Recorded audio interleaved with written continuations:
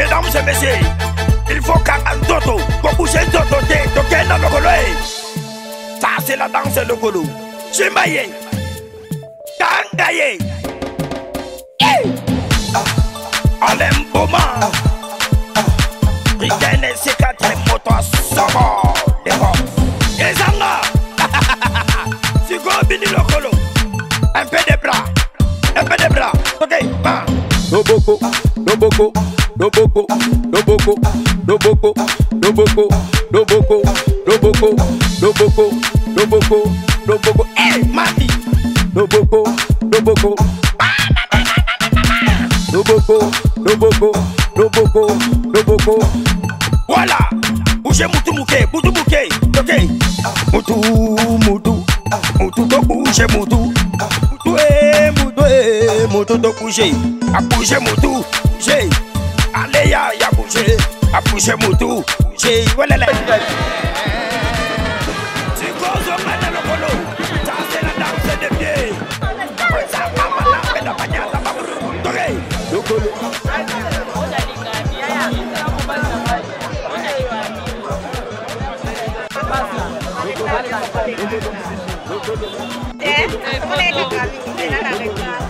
On filme biso.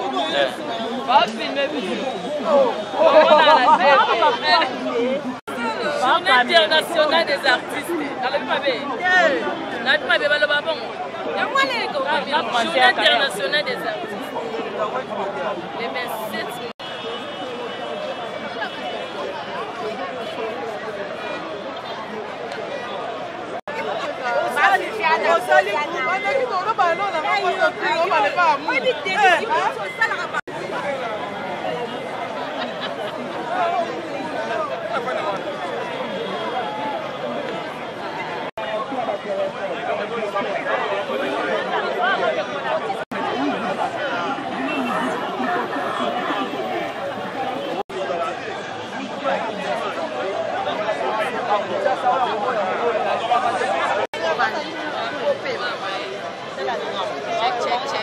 On est là ensemble.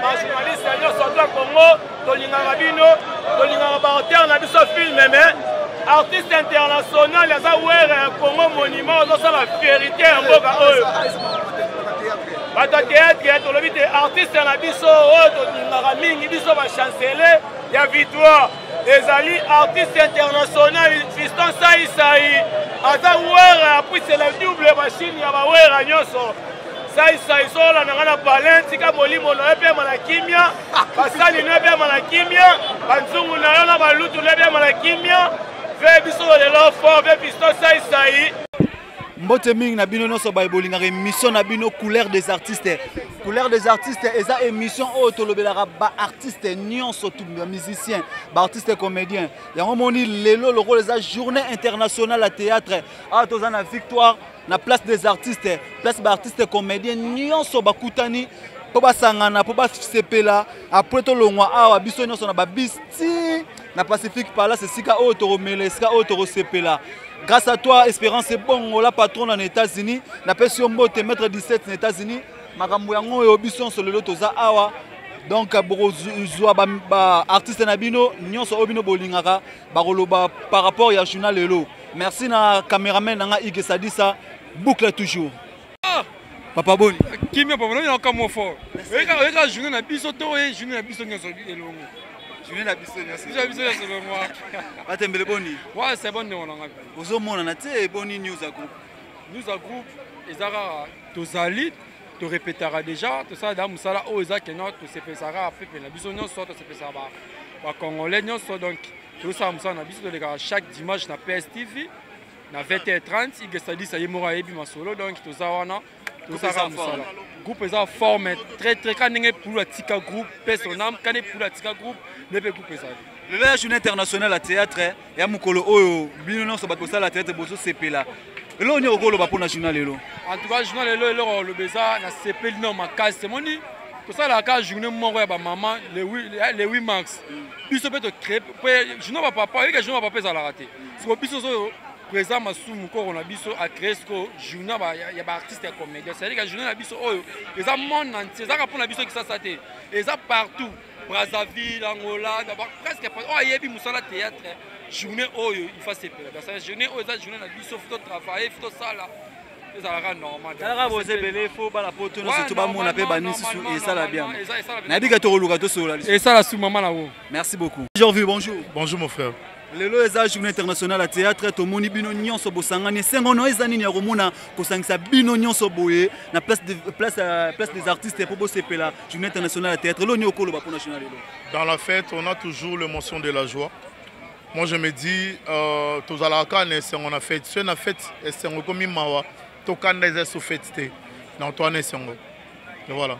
Merci beaucoup et lelo denge dozo kutana aso ba lobi na yo au baksa mo makanisi pona arekende liboso lo ni oko baksa pona yo bolingo détermination gouvernement considérer biso et tchaba moyen possible pona musana biso je crois musale ke liboso. Merci président Jorvi bana pote pe ba yo kayo na bi ka Espérance Bongo la patronne en États-Unis zolanda yo maître 17 aux États-Unis et maman bibi Holanda yo mo mbote pa ba fanatique na yo ça fait bien. Je salue le boss Babimbi Lumière de Birmingham, tu en as fait ça va comédien. Maman Mimi Lolo, hein, Maman nationale, plus que la patronne. Je salue Benita Beline de la Verte de Birmingham. Je salue Bardine, ma maman. Je salue Mbote Belé, maman sociale. Je salue Mbote Naomi Alman. Yalingara Naomi Alman. Je salue Mbote Batutu Balinga Jorvi Monda. Maman Mireille Mika. Je salue Mbote à Londres, donc on est ensemble. Merci président. De notre association et de la sensibilisation des artistes et comédiens pour qu'ils sachent dans quel milieu, dans quelle profession ils évoluent, et quel sérieux nous devons donner à cette profession, parce que c'est nous-mêmes qui devons donner l'exemple au public pour que le public nous respecte. Si nous-mêmes, les artistes et comédiens, nous ne prenons pas au sérieux notre métier, eh bien nos partenaires ne nous prendront pas au sérieux. Donc cette occasion nous permet de nous retrouver, de raffermir des relations, de réfléchir sur notre profession et de penser à l'avenir de l'artiste comédien. Et comme j'ai toujours dit, notre association, ce n'est pas une mutuelle. Notre association, ce n'est pas une musique où vous allez vous retrouver, je ne sais pas pour faire quoi, non. C'est vrai qu'aujourd'hui, c'est le 27 mars, nous fêtons tout ça, mais tout à l'heure, il y aura une séance pédagogique. Nous aurons des professeurs de l'INA qui seront avec nous pendant au moins 1 heure de temps pour nous donner certaines matières indispensables dans le fonctionnement du métier de l'artiste comédien. Et là, c'est une spécialité de l'ANTPC. Nous avons créé notre association, pas parce que nous voulons seulement nous retrouver, mais c'est parce que nous voulons quand même canaliser un peu tout ce qu'il y a, problèmes socio-professionnels, que nous puissions discuter sur ce que nous faisons, sur l'habillement de nos artistes, sur le contenu de ce que nous produisions à la télévision, parce que nous avons des enfants, nous avons des femmes, nous avons des petits-fils, tout ça, nous devons tenir compte de cela. Donc, notre association, c'est en même temps une école de conscientisation professionnelle et didactique. Voilà. Vous êtes content aujourd'hui du rendement du théâtre de notre pays?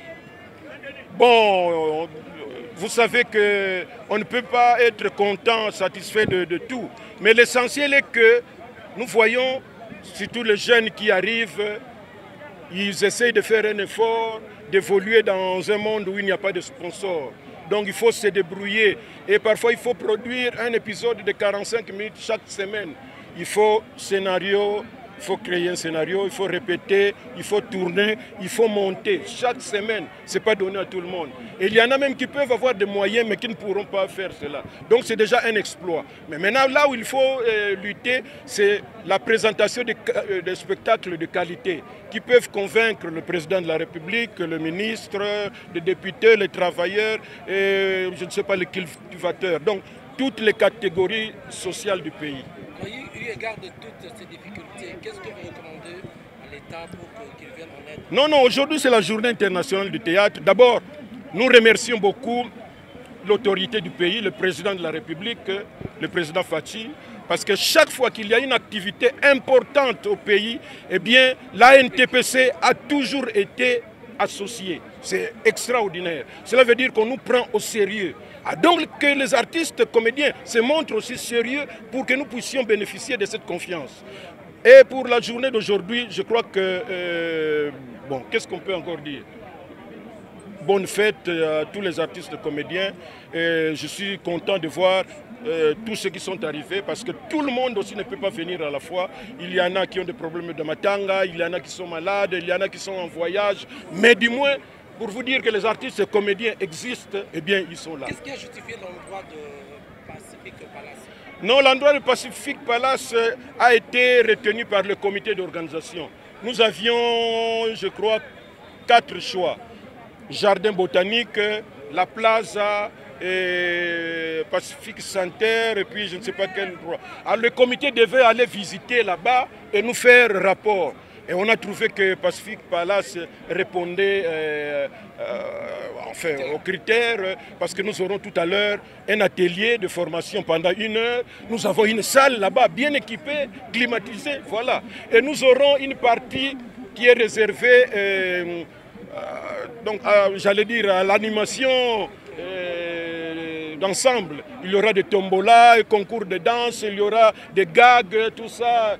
C'est ça qui fera la grande fête d'aujourd'hui. Que les autorités, comme je disais tout à l'heure, à partir du président de la République jusqu'au chef du quartier, eh bien, tous ceux qui peuvent aider les artistes comédiens, pas seulement le président Massoum de Brendé, mais tous ceux qui vont découvrir des talents parmi les artistes comédiens, surtout chez les jeunes, qu'on essaye de les soutenir parce qu'avec eux, nous allons contribuer à l'évolution de notre culture et à la conscientisation de notre population. Merci. Pema eza muke nazo lobaka ke lelo tozana fête munene ya artiste comédien. tozolakisa lisusu ke ANTPC ezali association likolo ya bato mitu esalaka oyo tosala yango te mpo tokende kotongaka bato bie tokende komelaka masanga bie tokende kobinaka soki nini te tosala yango mpo tolandela makambo na biso etali mosala na biso ndenge nini tokoki kobongisa mosala na biso badifficulté nini tozali nango mpo toloba na leta mpe atako malembe mais lobby ekoki kobonga. Donc toza ko bunda pona yango. Biso moko tomitia na ndenge tolobaka tomitia na pe na nini tout droit. Toyeba est-ce que ba spectacle tozo sala wana. Est-ce que tozo se rendre compte que même si vous êtes célibataire mais lobby okobala okoma pe na bana et okoma na bokilo et puis ba parents no ba kufa mais ba noko bazali. Est-ce que tu es fier de présenter un spectacle où tu es presque nu ou quoi tout ça ou ba phrase ozobimisa eza salité ou quoi tout ça. Donc musala association na biso ezali entre autres poto benda na matoyi œuvre ezalaka parfaite mais soki yo moko oza conscient nango oko éviter ba scandale kolanda populisme te. Ce n'est pas parce que na Kisasa o balingaka olata jipe ya mukuse ou bien na poto bango balingaka jipe ya mukuse et puis mibali bosala soki ndenge nini yo la non. Là tu n'es pas artiste. Ozolanda ne opinion mais tu fais l'art pour remonter pour faire comment le public vers le bien, le vrai et le beau. C'est ça notre devoir. Même si on a un début, on a une logique, les 4 ans, non, ça a une logique, on a un retard, groupe salon, c'était comme ça. Groupe salon, soit succès, papa, maman, Moukonzi, Batunion, surtout, ce qui va vendre. Wapi yango spectacle c'est qui non ba sala kanini bien mais ça dis madame katango bimisa bana non biso yango te. Donc merci mutu nyonso oyo akoki ko soutenir artistes, pas seulement le président Massoumou de Brende, tous les artistes et particulièrement nouvelle génération oyo bazana talent et puis bayebi vision parce que bamuso bakata na bango so babali na bango misu bazoluka mabala na bango so bazimba na bango balemi na bango mais bazana vision donc la biso 53 ans de pratique tozana kati kaka malgré ba souffrance mutu nyonso komona talent mongo jeune asali ça y est pour que a contribuer pe na évolution ya art na biso pe na évolution ya ba campagne ya sensibilisation ya population pour tozana nini moko ya makasi nazo remercier président de la République pour la décision de la makambu nyonso ya minene zo salema ANTPC toujours azali invité parce que ba yebi sérieux na biso. Quand nous prenons la parole to le kakakutu batu ebele pour bango ba yebi biso peut-être pour s'examiner makambu nengo ba yebi que est-ce que vous avez appelé invité l'ANTPC pour ba yebi biso. Donc to mériter ni nous valeur wana ba konzi ba zo sala pour na biso. Bonne fête, bonne fête, bonne fête. Okay. Président Ramsès, le haut couture la journée internationale à théâtre. Est-ce qu'on a une expression de ça ni pour nous na chaîne union so baya katé na réunion na bino to moni bango et ça dire à quoi? Vraiment et le président que président Massoumou a fait ça qui confiance na ba jeune numéro boy.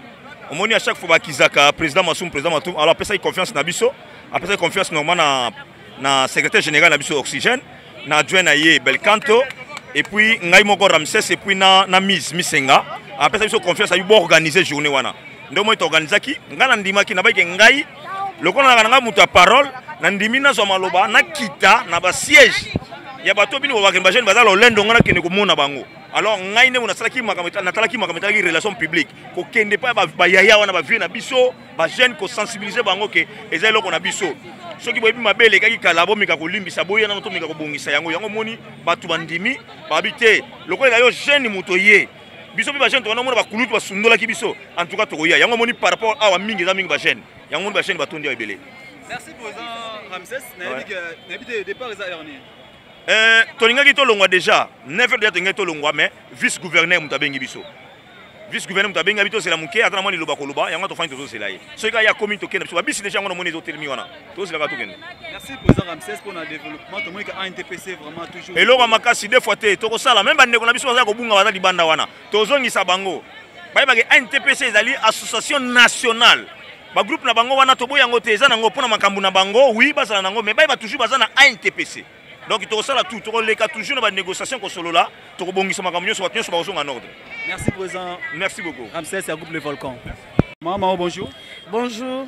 Vraiment, le long moni binonion sur beaucoup à la place des artistes pour nous célébrer la journée internationale à théâtre. Comment on a binonion sur l'élo, ils ont matanga mais pour nous célébrer, il y a combien de beaucoup de matanga, mais ils ont matanga mais beaucoup de binonion sur majorité, bah jeune peu bah yagate, tout le monde binonion bango. Ça dit à quoi le lot en TPC témoigné?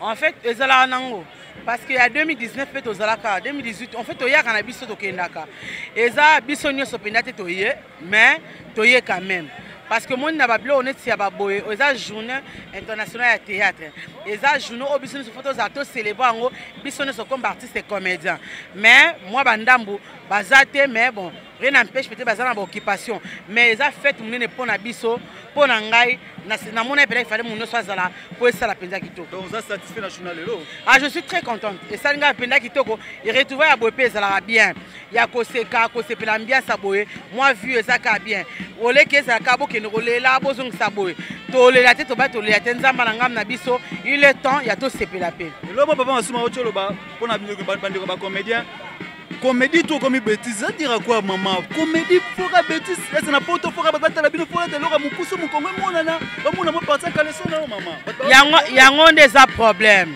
apparemment monde internet ndé sengi bongo on dit ça monde internet sengi bongo parce que de vrai na mona apena tina nango depuis to na TV na nzonzing depuis kala to na nzonzing depuis kala mais na tikala nga ko mema mutaka nga na TVT mais nazaka maoti lelo bafana nga baza nga ba changer te nazaka na bafana nga muna mutu ayebi raison aela na mondo muna mutu ayebi tina nini asaela musalo ya théâtre muna mutu ayebi tina ya internet ou TV Kinshasa nga na sala ngo comme métier noble alors il faut se respecter pour na bafana nga ba sepela nga na sepesa bonde bazala tu moi ebisa nga yibino bokangama kaka muna batakala bazala côté na bango batase côté na bango netso babio kangama ka tona maman Marlène mais batu misusu c'est comme si babio o approcher bango na passe non même pas nga za muta batu nyonso naza muta batu nyonso Karine pala nazarane parce que chaque jour to zala rapé en tout cas bango nyonso Péchanga tosola tout moment na téléphone SPC la bisa tosola air nyonso Zidane lobota munanga ya air nyonso midi tongo soto benga to mona na le andaya donc bango tout baba ndeko na nganga sanga na ba makamba ba groupe te baba sona nga to bana ba musalo to okola eza juste que toyoka na bien de tosolola parce que monsieur ezaka besoin problème te mais inzo ane na kati azana guerre froide na mtema meyo yebite donc obo monike bozana bien bozo se comprendre en fait bozana together donc voilà merci beaucoup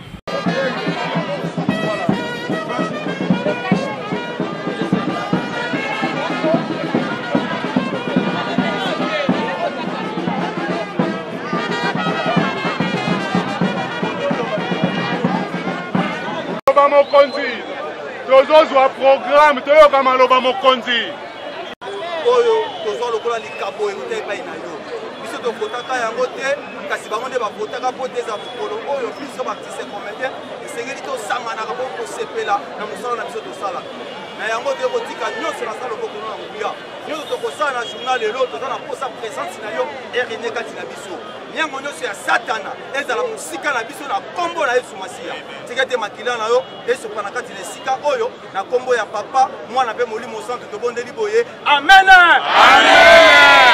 bandeko kala te tokobana komata moko na bus bowelisa te bokona wela non soki moko eremplir kan yokani discipline ezala koswana te sokoza na bambanda awa te elika biso eleka ndenge malamu mais lokola eza journée na biso international nazosenga na biso nyonso togarde minute moke mpona bandeko na biso baartiste d'une manière générale mais bacomédien oyo batika biso donc to garde une minute de silence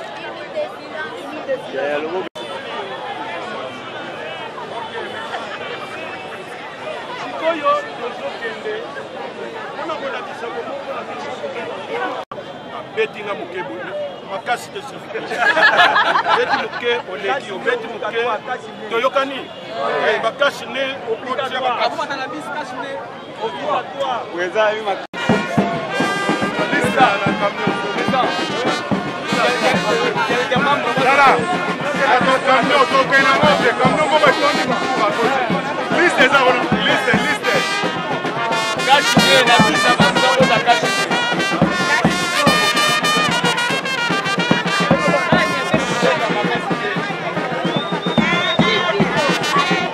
Cachine.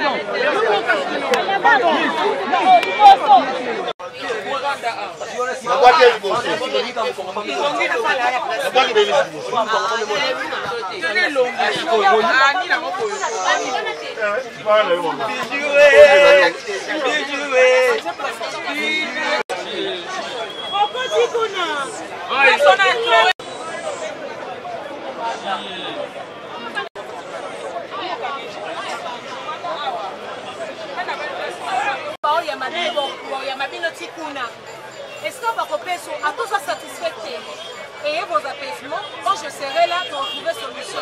Mais bon, on a la place où on peut se mettre en coma. Mais je vous souhaite déjà un bon départ. Merci. Merci. 15 bouteilles, le mouvement.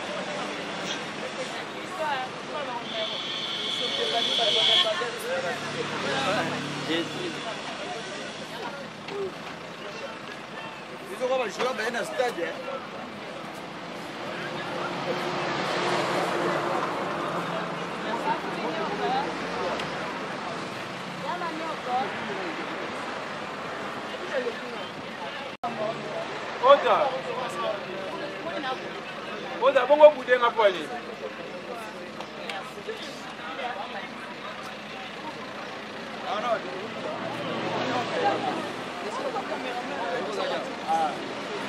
Oyo bana bito ko budenga pole.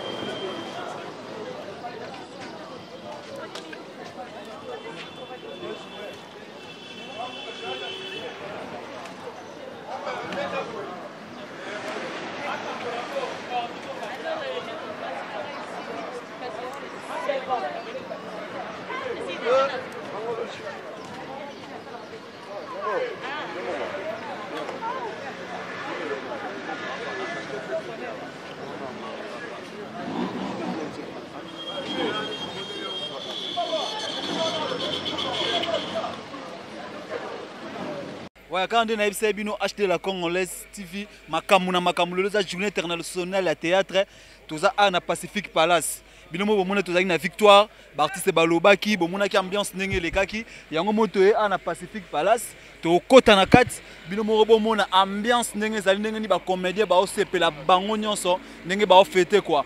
Ike ça dit ça to kota na kat pour na makambo continuer quoi, boucle.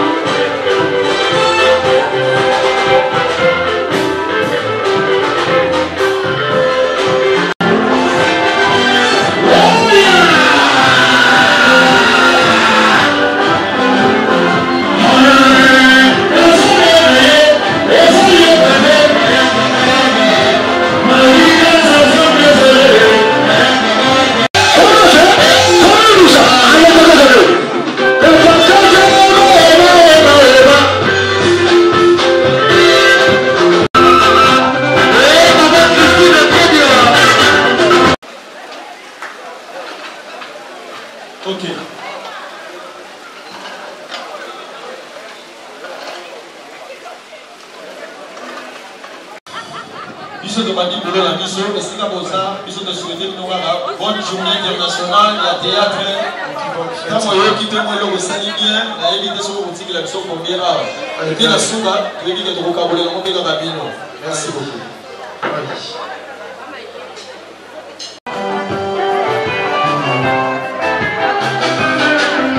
Félicité, voilà voici ce que votre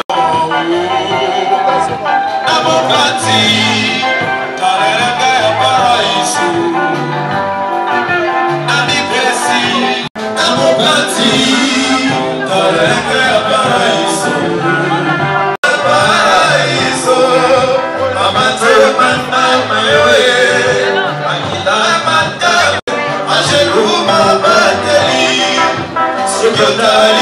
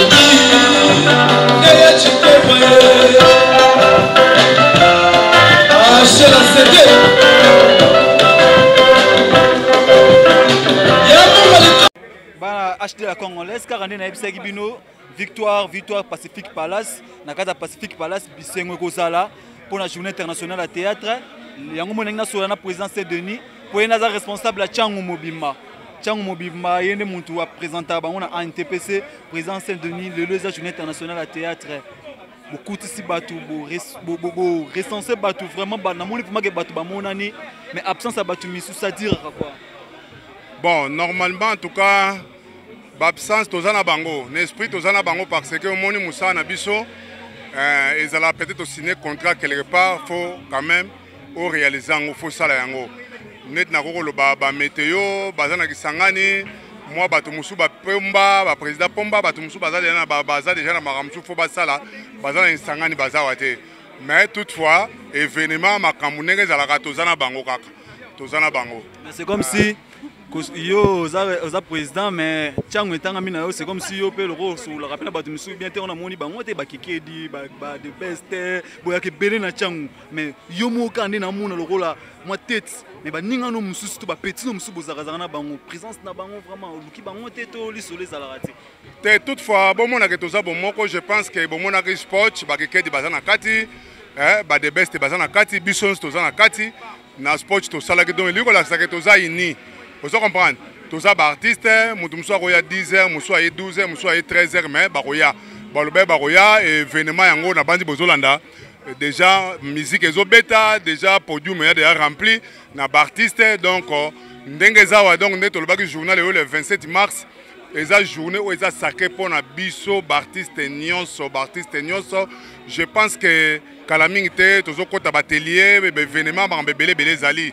Donc calamité tozo banda ba formation à mise à niveau awa ba professeur ya ina baza déjà na kati donc tozo kota déjà na salo bozo mona na porte à salo tozo kota calamité tozo mata likolo kuna donc kuna ya salle VIP calamité tozo formation bien climatisé na kati donc organisation eza kitoko mais bandeko mususu wana ba bengi baza nzela bazoya donc tolo baza satisfait national lelo te toza satisfait pour eza mukolo na biso tolobaki bien que mukolo na biso lelo eza le 27 mars munyo asalaka art dramatique eza journée na biso pour eza journée eza sacré pour na biso donc na mbulomba journée na biso to fêter eza lelo le 27 mars munyo asalaka art fois za nesengo ya journée lelo pour eza fête na biso. Merci président Denis, responsable de la sécurité à NTPC Mobimba. En plus, responsable vice-président de la NTPC Nchango et artiste Nyonso. D'accord, merci. Bonjour. Bonjour. Vraiment, il a sa joie et sengo comme on a bino nion surtout artistes et comédiens. Tout ça ngani le na Pacific Palace pour fêter journée internationale à théâtre. Président Pico. Babi ceux qui m'ont fêté, ils ont bakisi quelque chose sur Mikolezo Poussana. Parce que bino tango bakisa bambula. Nini bozo boulé pour na art. Bo boula nini tango fêté boui nini bo kansa nini ezanga. Je pense que mon lobby tango mutazo abotami. Azo Poussana art c'est makansi sokola. Sokola c'est avani na maternelle c'est primaire, que humanité, secondaire, après université ici, faut comme ça là. C'est-à-dire niveau école. Tant école il y a pas là, monsieur ko ça on to passer ninga salara. Tant ko ba la ko na projet. Maintenant pas na biso da ba projet nous tombe tant que artiste maintenant chez to koli. Tout le monde fa pembe, ben c'est-à-dire que faut da ba projet suko ya makasi pour la tête na biso.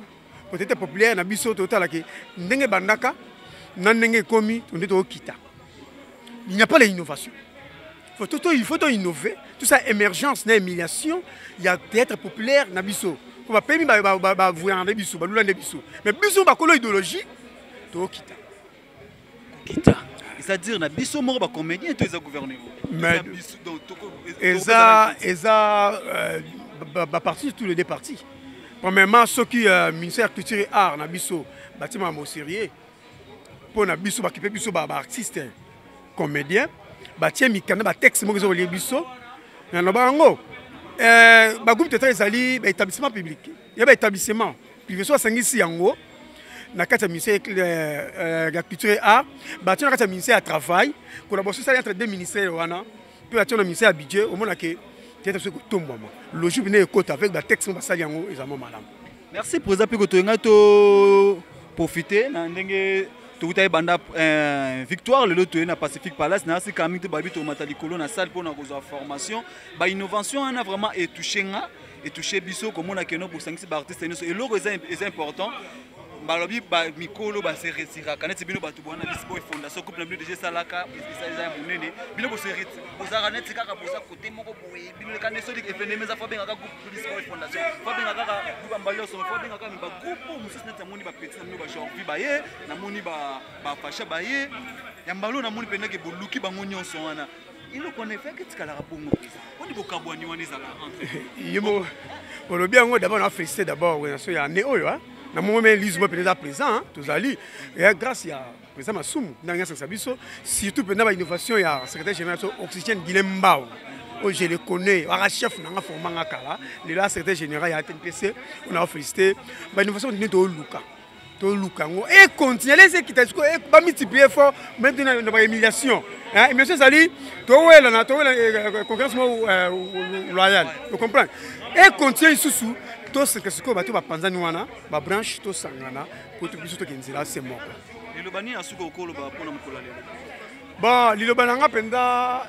Il y a Mokolo Malelo, il y a Journée internationale de théâtre, il y a des artistes et comédiens. Tout ça, c'est art moko. Tout ça, pour te sauver l'art. Et ça, c'est noble. Tout ça, tu vas qualifier la sorte belé. Tu vas voyou, tout ça, la unité, tu vas rebelle. Tandis que nous sommes des intellectuels. Comme moi, je parle ici, je suis marketeur, j'ai terminé à ISC. J'ai fait le marketing là-bas. C'est-à-dire tout ça, recherche. Tout ça, voyouté, il est traité. C'est tout tanga et zalim en domaine noble. C'est à nous de sauver nos noblesté. Ceux qui tout ça éparpillé, tout ça, ils ont l'autre, de Kabouani Boye, ils ont été main, ils ont pétarté. Après, finalement, le leader Nabiso, vient Nabiso dans le théâtre, maman Nabiso dans le théâtre. Nous connaissons sur la Kouloutou. Pourquoi acte Salami? Vous êtes présent sur Fati, présent sur le Koumou, ou à cette même opposition, nous avons tous dit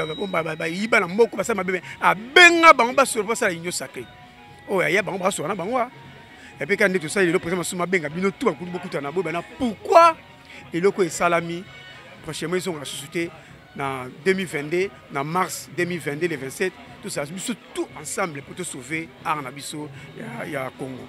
Merci, chef. Merci beaucoup. Merci beaucoup.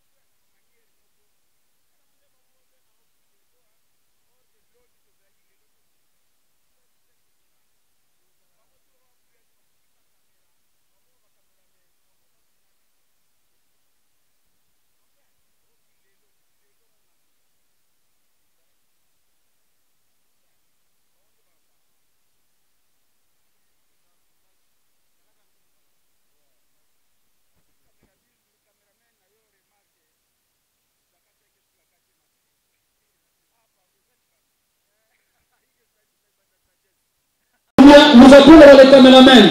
Les caméramans doivent procéder dans le dossier. Les caméramans doivent avancer déjà. Donc, on peut aller à la salle. Les caméramans. Il y a différentes chaînes. Deux doivent avancer. Pour qu'on aller en avance.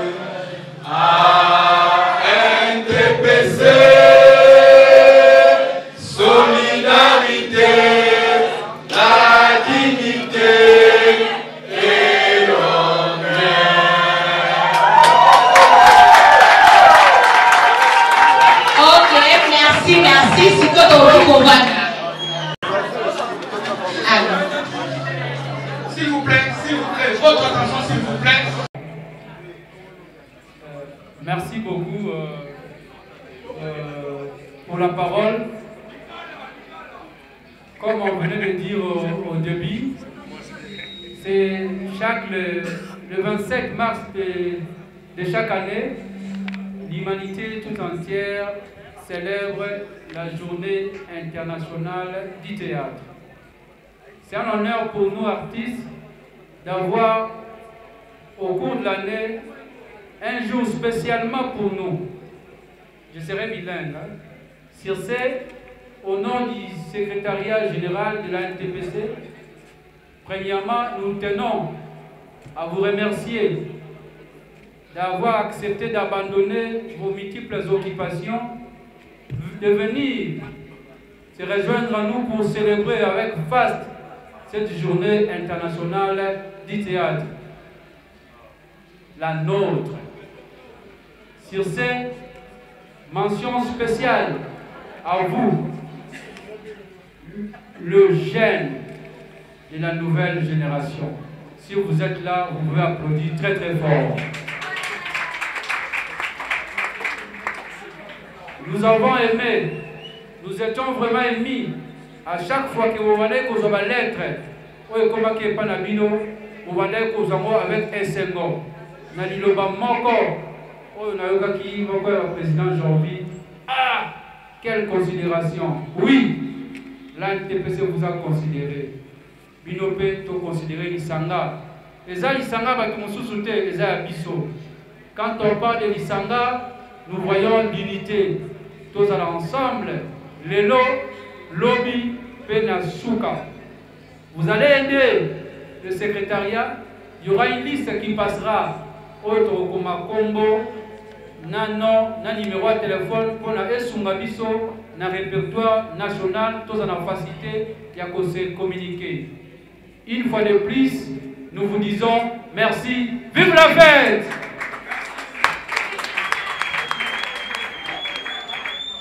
Ok, merci. Ah, ma bonne au petit comité. Tout est à ma bonne malade.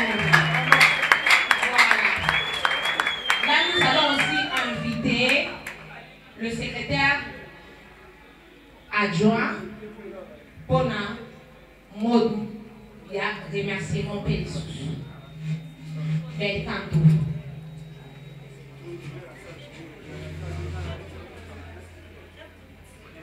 D'organisation, je tiens à remercier personnellement le secrétaire général de l'ANTPC pour m'avoir donné cette opportunité de pouvoir m'exprimer un tout petit peu par rapport à la journée d'aujourd'hui. Je vais essayer d'être bilingue pour permettre à tous les amis de pouvoir nous comprendre.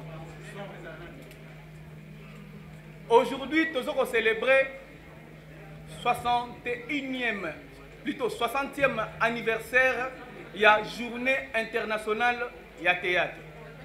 Pour la première fois, Ezalaki célébré en Italie en 1961, je crois, 61. Oyo esika nini babandaki kopona acteur moko de renommée pour écrire une pièce de théâtre oyo ekomarqué mokili mobimba. De la même manière, biso pe lokola tosalaka musala moko wana, il a fallu que to célébrer journée oyo avec faste. Raison pour laquelle to profiter na occasion pour na remercier ba jeune lokola biso eza musala ya bazoba te ndenge babengaka biso bato maboke, mais eza musala pe ya ba intellectuel. Quand on nous voit en train d'écrire des scénarios, quand on nous voit en train de démontrer les réalités de notre société, ce n'est pas un travail ya bato azoba, mais eza musala ya bato mayele. Voilà pourquoi nous vous encourageons, jeunes comme nous, comme vous, tous à la fière na musala oyo oto salaka. Tous à la fière et puis tous salango avec beaucoup de dignité, comme venait de dire le président.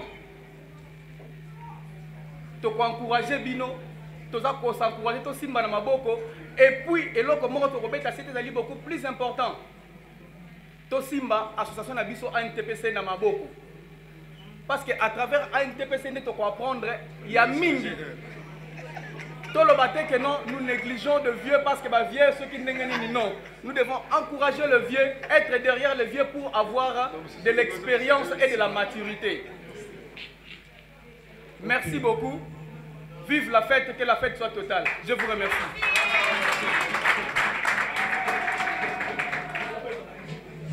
Merci. Là maintenant, nous allons inviter le président Massoumou de Brédé pour un mot aussi. Bien. Nous sommes ensemble. Ndekombote. Dogolo.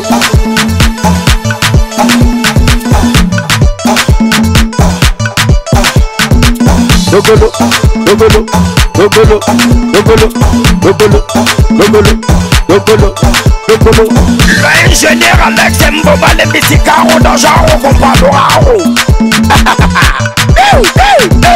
Dogolo. Dogolo. Dogolo. Dogolo. Dogolo. Dogolo. Dogolo. Dogolo. Dogolo. Dogolo. Dogolo. Dogolo. Dogolo.